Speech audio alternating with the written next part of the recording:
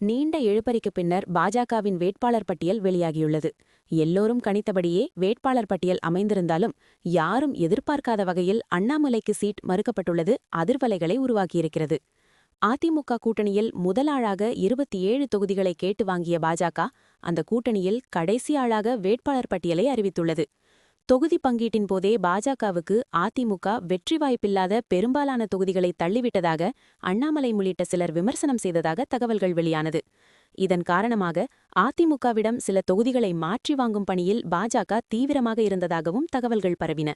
ஆனால் இவற்றை பற்றியெல்லாம் கவலைப்படாமல் தொகுதி பங்கீட்டை முடித்த கையோடு வேட்பாளர்களையும் அறிவித்து ஒரு வாரமாக பிரச்சாரமும் மேற்கொண்டு வருகிறார் அதிமுக பொதுச் செயலாளர் பழனிசாமி. சில முக்கிய தலைவர்கள் ஒரே தொகுதியை குறிவைத்து கேட்டதும் வேட்பாளர் அறிவிப்பு தாமதமானதற்கு காரணமாக சொல்லப்படுகிறது. வேட்புமனு தாக்கல் நிறைவடைய இன்னும் சில நாட்களே உள்ள நிலையில் ஒரு வழியாக வேட்பாளர்களை அறிவித்துள்ளது பாஜக. கடந்த முறை நெல்லையில் வென்ற நயினார் நாகேந்திரன் இம்முறை சாத்தூரிலும், கடந்த முறை கோவை தெற்கில் வென்ற வானதி சீனிவாசன் இம்முறை கோவை வடக்கிலும் போட்டியிடுகின்றனர். பொன் ராதாகிருஷ்ணன் கடுமையாக முயற்சி செய்த போதிலும் நாகர்கோவில் தொகுதி மீண்டும் எம்.ஆர். காந்திக்கே ஒதுக்கப்பட்டுள்ளது. மொடக்குறிச்சியில் கடந்த முறை வென்ற சி. சரஸ்வதிக்கு பதிலாக அவரின் மருமகளான கிருத்திகா சிவகுமாருக்கு இம்முறை வாய்ப்பு வழங்கப்பட்டுள்ளது.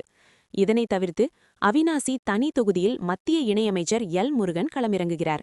மயிலாப்பூரில் முன்னாள் ஆளுநர் தமிழிசை சவுந்தரராஜனும், மதுரை தெற்கில் ராம சீனிவாசனும், தஞ்சையில் கருப்பு முருகானந்தமும் போட்டியிடுகின்றனர்.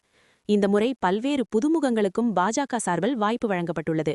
மேலும் தொகுதி அளவில் பரிச்சயமானவர்களுக்கே அதிகளவில் சீட்டுகள் கொடுக்கப்பட்டுள்ளது. 5 பெண்கள் இம்முறை பாஜக சார்பில் களம் காண்கின்றனர். காங்கிரசிலிருந்து எல்.எல்.ஏ. பதவியை ராஜினாமா செய்துவிட்டு பாஜகவில் 4 ஆண்டுகளாக பொறுப்பு ஏதும் வழங்கப்படாமலிருந்த விஜயதரணிக்கு இம்முறை விளவங்கோட்டில் வாய்ப்பளிக்கப்பட்டுள்ளது.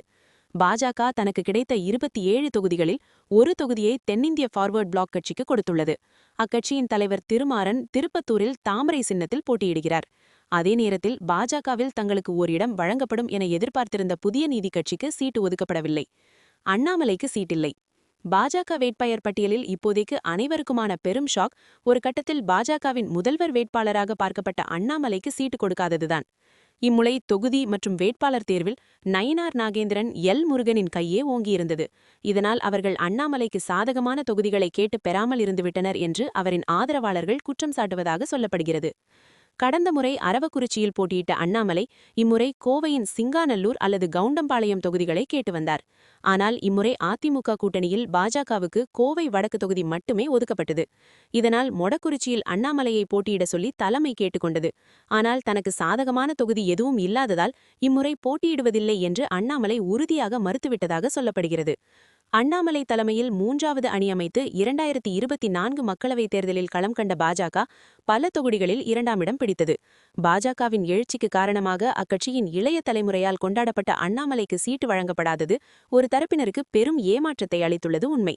இதன் காரணமாக கொங்கு மண்டலத்தில் பாஜகவின் செல்வாக்குக்கு பாதகம் உருவாகலாம் என்றும் அரசியல் விமர்சகர்கள் தெரிவிக்கின்றனர்.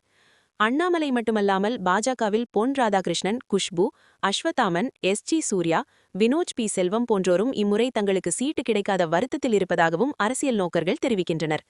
வேட்பாளர் பட்டியல் குறித்து கருத்து தெரிவித்த அண்ணாமலை, ஒரு தொண்டனாக பாஜகவின் வெற்றிக்கு உழைப்பேன். தேசிய ஜனநாயக கூட்டணி 210 தொகுதிகளில் வெற்றி பெற பாடுபடுவேன் என்று தெரிவித்துள்ளார். அதிமுகவுடனான தொகுதி பங்கீடு மல்லுக்கட்டு உள்கட்சித் தலைவர்களுடனான சீட்டு பஞ்சாயத்தை தாண்டி ஒரு வழியாக வேட்பாளர்களை பட்டியலை வெளியிட்டுள்ளது. இது வெற்றி பட்டியலாக இருக்குமா என்பது மே 4 தெரியும்.